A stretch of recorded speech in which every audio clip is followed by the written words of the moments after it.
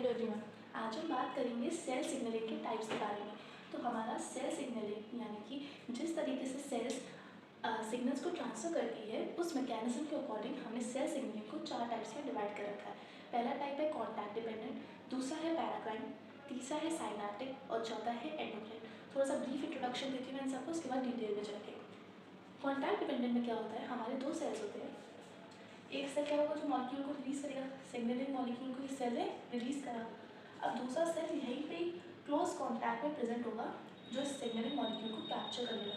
ये हो गया कॉन्टैक्ट डिपेंडेंट, जिसमें हमारा जो सिग्नलिंग मॉलिक्यूल है वो क्लोज कॉन्टैक्ट में प्रेजेंट है रिसेप्टर वाले के। ठीक है। दूसरा है पैराग्राइन सिग्नलिंग। इसमें क्या होगा, सिग्नलिंग जो सेल होगी यानी कि जो सिग्नलिंग सेल है, ठीक है, ये सेल क्या करेगी, हमारा सिग्नलिंग मॉलिक्यूल को सिक्रीट कर देगी एक्स्ट्रा सेलुलर फ्लूइड में। रहता है हमारी जो सेल्स होती हैं वो ब्रेथ होती हैं एक्स्ट्रा सेलुलर फ्लूइड में, जो फ्लूइड सेल को कवर करके रखता है। तो सपोज ये है वो सेल जो इस मॉलिक्यूल को रिलीज़ करेगी, तो ये करेगी सेल मॉलिक्यूल को हमारा एक्स्ट्रा सेलुलर फ्लूइड में रिलीज़ कर देगी। और अब जो भी सेल इस फ्रीली फ्लोटिंग मॉलिक्यूल को कैप्चर कर लेगा उसके पास ये मॉलिक्यूल चला जाएगा। ये थोड़ा सा ज़्यादा डाइवर्स होता है क्योंकि इसमें किसी भी सेल के पास हमारा मॉलिक्यूल जा सकता है। ये हो गया हमारा पैराग्राइन सिग्नलिंग। तीसरा है हमारा साइनैप्टिक सिग्नलिंग। साइनैप्टिक सिग्नलिंग में क्या होता है कि न्यूरॉन्स के नर्व्स के केस में होता है कि हमारी नर्व जो भी है, नर्व से हमारा सिग्नलिंग नर्व ऐसी रहती है, तो हमारी जो सिग्नलिंग मॉलिक्यूल है वो क्या आया, कुछ भी हमने सेंस करा, हमारा इलेक्ट्रिकल सिग्नल्स पास हुए इसके थ्रू और लास्ट में यहाँ पे हमारे न्यूरोट्रांसमीटर यहाँ से निकलते हैं। ठीक है, जो न्यूरोट्रांसमीटर्स निकलते हैं यही हमारे सिग्नलिंग मॉलिक्यूल होते हैं। ये जिस भी नर्व के पास जाता है फर्दर इस सिग्नल को ट्रांसफर करता है। ये हो गया हमारा साइनैप्टिक सिग्नलिंग। फिर आता है एंडोक्राइन सिग्नलिंग। एंडोक्राइन सिग्नलिंग आपने किस में देखा होगा, हमारे जब हार्मोन्स रिलीज होते हैं उस केस में हम एंडोक्राइन सिग्नलिंग ही करते हैं। एंडोक्राइन सिग्नलिंग में क्या होता है, हमारी जो एंडोक्राइन सेल्स होती हैं, ये सेल्स एंडोक्राइन ये क्या करेंगी, हार्मोन्स को रिलीज़ करेंगी। किसमें, ब्लड स्ट्रीम में। ये ब्लड स्ट्रीम है, ठीक है, तो हमारा सिग्नलिंग मॉलिक्यूल को उसने किसमें डाल दिया, ब्लड स्ट्रीम में डाल दिया। और अब ये जो मॉलिक्यूल है पूरी बॉडी में हमारा डिस्ट्रीब्यूट होगा और अपना एक्शन या मॉलिक्यूल सिग्नलिंग मॉलिक्यूल के टारगेट साइट पर रीच करेगा। यहाँ से गया, सपोज इसका टारगेट ये ब्लड स्ट्रीम इसने भेजा, इसका टारगेट यहाँ पे है, ठीक है, तो ये ब्लड वेसल यहाँ पे डिवाइड हुई, इधर से ब्लड वेसल ऊपर चली गई, तो हमारा मॉलिक्यूल क्या हो रहा है, ट्रांसफर हो रहा है यहाँ से हमारे जो सेल है उसने सिग्नल हार्मोन्स को दिया ब्लड स्ट्रीम में। ब्लड स्ट्रीम इस मॉलिक्यूल को अलग अलग जगह ले गई जहाँ इसका टारगेट रिसेप्टर है जो कि ये है, यहाँ पे मॉलिक्यूल यहाँ पे बाइंड हो गया, अपना एक्शन शो करा। इस अकॉर्डिंग हमारा सेल का सिग्नलिंग होता है। कितने टाइप पे डिवाइडेड है, 4 में, contact dependent, peregrine, synaptic and endocrine. अब इन सबको हम डिटेल में एक बार पढ़ लेते हैं। बात करते हैं कॉन्टैक्ट डिपेंडेंट की। मैंने बताया इसमें आपको क्या होता है, हमारी जो सेल रिलीज़ करती है मॉलिक्यूल, इस सेल ने मॉलिक्यूल को रिलीज़ करा, जो इसका नियर बाय सेल होगा वही उसके पास रिसेप्टर होगा और वो हमारा इस मॉलिक्यूल को कैप्चर कर लेगा। ये बहुत ईजी होता है, क्यों, क्योंकि इसमें मॉलिक्यूल हमारे पास नहीं होता है, हमारी सिंपली एक सेल रिलीज़ करती है, दूसरा इसको कैप्चर कर लेती है। पर कॉन्टैक्ट डिपेंडेंट हमारे 2 टाइप में डिवाइडेड है, ठीक है, पहला है डायरेक्ट और दूसरा है इनडायरेक्ट।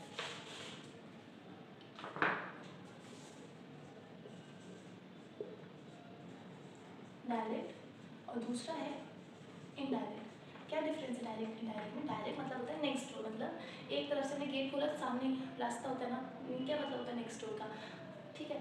तो हमारा जो मॉलिक्यूल उसने सेल को सिग्नलिंग मॉलिक्यूल को रिलीज़ करा और इसका रिसेप्टर थोड़ा नेक्स्ट सेल के पास ही प्रेजेंट हो गया, ये हो गया हमारा नेक्स्ट डोर यानी कि डायरेक्ट।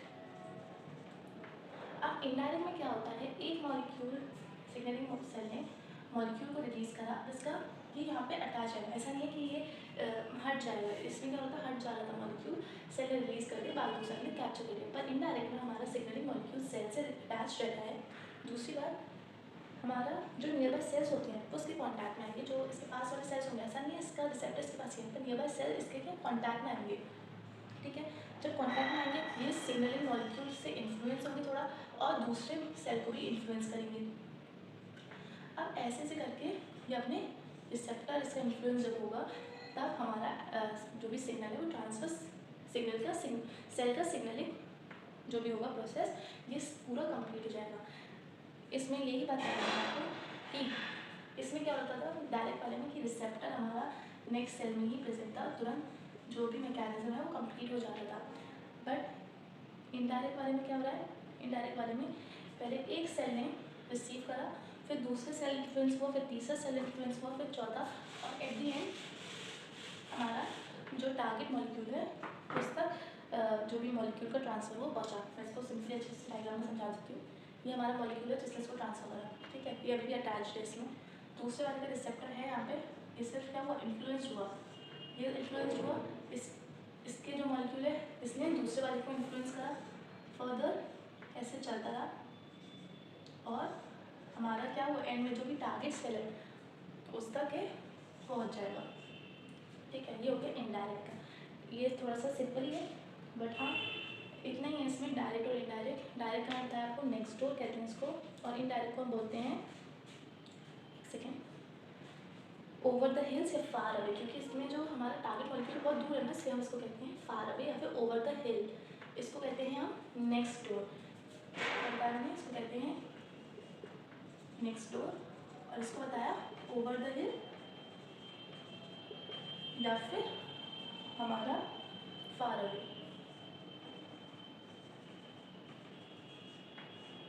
ठीक है। अब बात करते हैं दूसरा टाइप जो है पैराक्राइन। अब देखिए पैराक्राइन में क्या होता है कि जो हमारा सिग्नलिंग सेल है इसने क्या करा, सिग्नलिंग मॉलिक्यूल को किसी में रिलीज करा, एक्स्ट्रा सेलुलर फ्लूइड में रिलीज कर दिया। अब डिपेंड करता है कि कौन सा मॉलिक्यूल, कौन सा सेल इसको रिसीव कर ले। इसका रेंज थोड़ा सा हाई है क्योंकि ये कहीं भी जा सकता है, क्योंकि हमारा जो मॉलिक्यूल है वो कहाँ है इस समय, हमारा एक्स्ट्रा सेलुलर फ्लूइड में है। ऐसा नहीं है कि जो हमारा ये है मॉलिक्यूल है ये किसी सेल के पास है, ये फ्लूइड में है, तो कोई भी इसको कैप्चर कर सकता है, कोई भी नियर बाय सेल इसको कैप्चर कर सकता है। तो इसका रेंज वाइड होता है depend in comparison to contact dependent. हमारा जो मॉलिक्यूल है वो कहाँ रिलीज होगा, एक्स्ट्रा सेलुलर फ्लूइड में रिलीज होगा। दूसरे जो सेल्स हैं जिसके पास रिसेप्टर होगा वो उसको अपने पास बाइंड कर लेंगे, डिपेंडिंग किसके पास मॉलिक्यूल पहुँचा, और अपना एक्शन शो करेंगे, ठीक है। इसमें सिर्फ इतना ही है, ये डायग्राम बना दीजिएगा, और इसमें ऐसा इतना नहीं है। आपको नोट्स चाहिए तो आप कमेंट कर सकते हैं, मैं नोट्स आपको प्रोवाइड कर दूँगी, उसमें ये सब डायरेक्टली मेंशन है, सब कुछ लिखा हुआ है, तो आप उसे पढ़ सकते हैं। अब बात करते हैं साइनैप्टिक सिग्नलिंग की। इसमें क्या होता है, साइनैप्टिक सिग्नलिंग में हमारा ये नर्व सेल्स में परफॉर्म होता है। क्या होता है, थोड़ा यूनिक है, इसलिए अगर सिग्नल्स हमारे इंट्रासेलुलरली किसके थ्रू ट्रांसफ़र होते हैं, इलेक्ट्रिकल सिग्नल्स के थ्रू हमारे सेल के अंदर जो नर्व्स होती हैं उसके थ्रू हमारा इंट्रासेलुलरली जो भी सिग्नल है वो ट्रांसफ़र होता है। मतलब इंट्रासेलुलरली जो सिग्नल का ट्रांसफ़र है वो किसके थ्रू हो रहा है, इलेक्ट्रिकल मीन्स के थ्रू। और जो एक्स्ट्रा सेलुलरली मतलब सेल के बाहर हमारा हो रहा है वो किसके थ्रू हो रहा है, न्यूरो ट्रांसमीटर के थ्रू। क्या होता है, हमारी जो नर्व सेल्स की एंडिंग होती है उसमें न्यूरो ट्रांसमीटर्स प्रेजेंट होते हैं जो कि मॉलिक्यूल्स की तरह होते हैं, ठीक है। ये क्या करते हैं इसका मैं आपको बताती हूँ। ये मैंने ये वाला स्ट्रक्चर बनाया, ये न्यूरो ट्रांसमीटर नर्व की एंडिंग में, नर्व सेल्स की एंडिंग में हमारे न्यूरो ट्रांसमीटर फील्ड होते हैं। अब ये क्या करते हैं, न्यूरो ट्रांसमीटर यहाँ से रिलीज़ होता है, हमारे यहाँ पे फ्लूइड में पहुँचता है, नीचे की स्पेस में पहुँचता है, और दूसरे जो भी सेल होते हैं उसको रिसीव कर लेते हैं, ठीक है। जो रिसीव करता है फिर उसका एक्शन शो होता है, ये होता है साइनैप्टिक सिग्नलिंग। क्या बताया मैंने, इसमें थोड़ा यूनिक है। दूसरी बात, इंट्रासेलुलरली मतलब सेल के अंदर इसके थ्रू ट्रांसफ़र होता है, इलेक्ट्रिकल सिग्नल्स के थ्रू हमारा सेल के अंदर इसका ट्रांसफ़र हो रहा है सिग्नल्स का। और एक्स्ट्रा सेलुलरली किसके थ्रू हो रहा है, न्यूरो ट्रांसमीटर के थ्रू। इंट्रासेलुलरली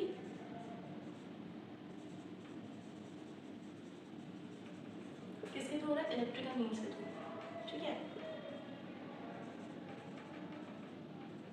और एक्स्ट्रा सेलुलरली किसके थ्रू हो रहा है, न्यूरो ट्रांसमीटर के थ्रू। न्यूरो ट्रांसमीटर कहाँ होते हैं, हमारे नर्व सेल्स की एंडिंग में प्रेजेंट होते हैं, और ये रिलीज होते हैं हमारे, जिससे जो भी सेल इसको रिसीव करता है वो एक्शन शो करता है। अब होता क्या चाहिए, अब सोचिए यहाँ पे एक दो ही सेल्स हैं जिसको रिसीव करेंगे, और इतना सारा न्यूरो ट्रांसमीटर्स मॉलिक्यूल्स हमारे निकल रहे हैं सेल से। अब क्या होगा, ये वापस से अपने अंदर एब्जॉर्ब कर लेंगे, जिससे रीयूज़ हो रहे हैं, ये वापस से अंदर चला जाएगा, फिर ऐसे जाएगा जब भी इसको नीड होगी। तो डिपेंडिंग ऑन दिस हमारा जो भी मॉलिक्यूल है वो रीयूज़ हो जाएगा। ये इसकी थोड़ी सी खासियत है। क्या हो रहा है इसमें, जब हमारा नर्व सेल हमारे इलेक्ट्रिकल सिग्नल्स को पास कर रहे हैं, न्यूरो ट्रांसमीटर्स रिलीज हो रहे हैं, कोई सी सेल रिसीव कर रहा है। जब सेल ने सफिशिएंट अमाउंट में इसको रिसीव कर लिया है तो बाकी के न्यूरोट्रांसमीटर वापस से रीअब्जॉर्ब हो जाएंगे, इससे रीयूज हो जाएंगे, इसीलिए इसको हम कहते हैं ऑटोक्राइन सिग्नलिंग। इस सिग्नलिंग को हम कहते हैं ऑटोक्राइन सिग्नलिंग बिकॉज इसमें जो भी न्यूरोट्रांसमीटर रिलीज हो रहे हैं वो वापस से रीयूज हो रहे हैं। अब तक हमने दो टाइप के पढ़े, कॉलबैक और पैराक्राइन, जिसमें कोई भी रीयूज वाला मैकेनिज्म नहीं था। साइनैप्टिक वाले में रीयूज का मैकेनिज्म इसलिए है क्योंकि जो भी न्यूरोट्रांसमीटर रिलीज हो रहा है वो वापस से रीयूटिलाइज हो जाता है, जिसकी वजह से इसको हम कहते हैं ऑटोक्राइन सिग्नलिंग। क्या कहते हैं हम इसको? ऑटोक्राइन सिग्नलिंग, क्योंकि इसमें न्यूरोट्रांसमीटर हमारा रीयूटिलाइज हो रहा है, इसलिए कहते हैं इसको हम। और ये किसमें सीन मतलब देखा जाता है? नर्व सेल्स में देखा जाता है। अब बचा है लास्ट टाइप का जिसको हम कहते हैं एंडोक्राइन सिग्नलिंग। अब देखिए एंडोक्राइन सिग्नलिंग में क्या हो रहा है, जो भी सिग्नलिंग सेल है या फिर एंडोक्राइन सेल है वो मॉलिक्यूल्स को रिलीज करेगा, जो भी सिग्नलिंग मॉलिक्यूल्स है उसको रिलीज करेगा किसमें? ब्लड स्ट्रीम में। इसमें यूटिलाइजेशन किसका हो रहा है? ब्लड स्ट्रीम का यूटिलाइजेशन हो रहा है। ब्लड स्ट्रीम में हमारा है जो भी सिग्नलिंग मॉलिक्यूल्स हैं वो ट्रांसफर किया जा रहा है। उसके बाद वो जो भी मॉलिक्यूल है वो ब्लड स्ट्रीम में फ्लो करेगा और सिर्फ अपने टारगेट सेल से बाइंड करेगा। ऐसा नहीं किसी भी सेल से बाइंड करेगा, जो भी टारगेट सेल है जिसके पास उस सेल का उस मॉलिक्यूल का रिसेप्टर प्रेजेंट है उसके पास जाके बाइंड करेगा और अपना एक्शन शो करेगा। ये जैसे ही अपने रिसेप्टर पे बाइंड करेगा तभी एक्शन आएगा। किसी भी मॉलिक्यूल के पास बाइंड नहीं करेगा, तो थोड़ा साइट स्पेसिफिक है ये। और रिसेप्टर्स भी जो सिग्नलिंग मॉलिक्यूल के ये मॉलिक्यूल के जो रिसेप्टर है वो सिर्फ टारगेट सेल पे ही प्रेजेंट है। क्या हो रहा है इसमें? जो भी सिग्नलिंग सेल है या फिर एंडोक्राइन सेल है वो मॉलिक्यूल्स को रिलीज कर रहा है किसमें? ब्लड स्ट्रीम में। इस ब्लड स्ट्रीम में मॉलिक्यूल हमारा पास होगा और जो भी टारगेट सेल है उसके पास जाके बाइंड हो जाएगा। इसके रिसेप्टर हर सेल के पास नहीं होते, स्पेसिफिक कुछ ही टारगेट सेल्स है जिसके पास इसका रिसेप्टर है, सिर्फ तभी एक्शन शो होगा और सिर्फ टारगेट सेल पे ही इसका एक्शन आएगा। ये फिर सर्कुलेट नहीं करेगा, जैसे इसका एक्शन आ जाएगा, जब एक्शन आएगा तो यहाँ से मॉलिक्यूल्स का रिलीज होना बंद हो जाएगा। ठीक है, ये होता है एंडोक्राइन सेल। यहीं पे टॉपिक आपका खत्म होता है। इसके बाद आता है टिश्यू, और टिश्यू जैसे कंप्लीट होगा आपकी यूनिट कंप्लीट हो जाएगी, यूनिट 1 कंप्लीट हो जाएगी। वीडियो अच्छी लगी तो लाइक करिएगा। Thank you for watching.